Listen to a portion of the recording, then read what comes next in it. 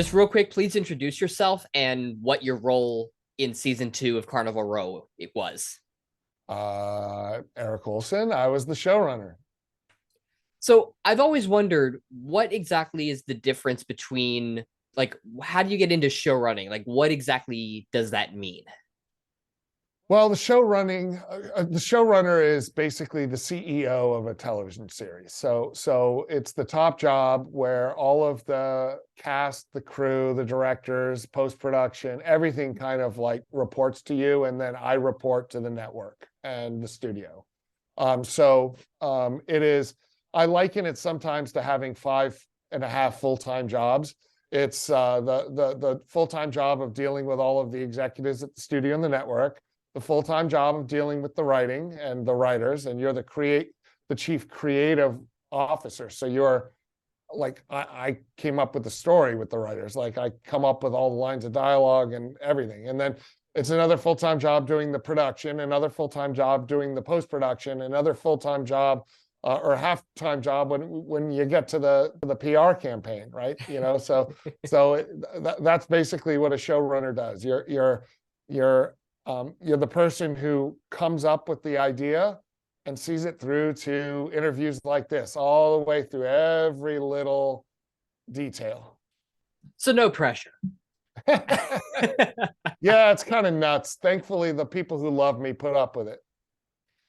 I'm curious to know when it comes to, because whenever you watch a TV show, you always have, obviously the characters and the story that they're going through, but then you kind of have the story of the world that they're in and all that design. So I'm curious, is there a difference, or is one harder than the other, designing like and coming up with the story of the world versus the story of the actual characters? Well, without getting into the weeds of screenwriting theory, although Yeah. because we don't have enough time for how to do it, I build it around a controlling idea. So a lot of the world existed because I took over season 2, and a lot of the characters of this world were already kind of set up. So I got to take the show in a direction that I wanted, and explore ideas that were interesting to me and to the other writers. So we built it around the idea of a central question of, are we defined by our DNA, or are we defined by what we do? And how do we stand up to social justice? Is it with love, or is it with hate? Is it with working the system from the inside, or fighting back against the system with violence? And so those then become the character arcs of the relationships and the individual characters. And at the same time, the decisions that each of them are making are having knock-on effects in the world that they're living in.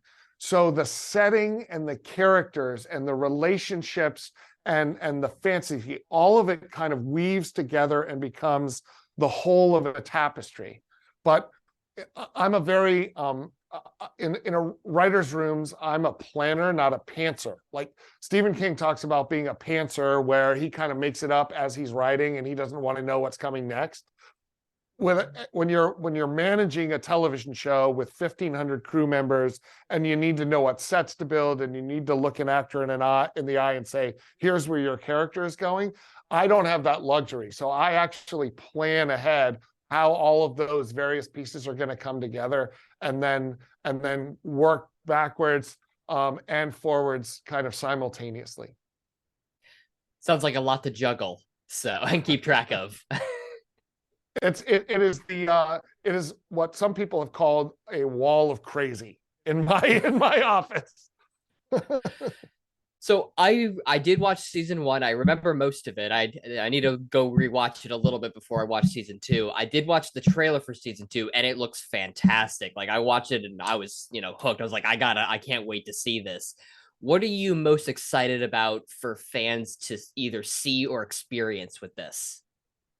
Sure. I think that there's a juicy role for every one of your favorite characters. Every single character that you fell in love with in season 1 gets the chance to shine and play an important part in how the story of season 2 comes together. So I think there's something for everybody. And there's really great scene work between brilliant actors, and there's also massive spectacle and fantasy and action and suspense and intrigue. There's a lot of different flavors to season 2 that are going to keep you on the edge of the seat, and you're not going to know what's coming next. Nice. I asked some of the other actors this, but I'm going to ask you as well. With working and managing such a huge production, I know a lot of times actors take little keepsakes or mementos from a TV show or a project, movie, whatever it is. Is there anything that you kept as a memento, or did you get your full fill working and keeping track of everything? Yeah, no, I wish I'd snagged some of the props when we were done, but I just my job really never ended until I'm still working on Carnival Row right now, and I've been on it for 4 years. So there was never the moment where I was like, oh, it's over. I'm stealing this prop and it's going to go into my office. Like the actors are like, oh, we're done filming and it's over. But I had another year and a half of post-production ahead of me. So I didn't want HR knocking on my door saying, you weren't supposed to steal the office supplies, Oleson. Give them back, you know? Awesome. Well, congratulations. And I am so excited for season 2. I can't wait. Oh, good. Thank you for watching. Thanks for chatting. Thank you. Erik Oleson, showrunner of season 2 of Carnival Row, and you're listening to JeanBookNerd.com.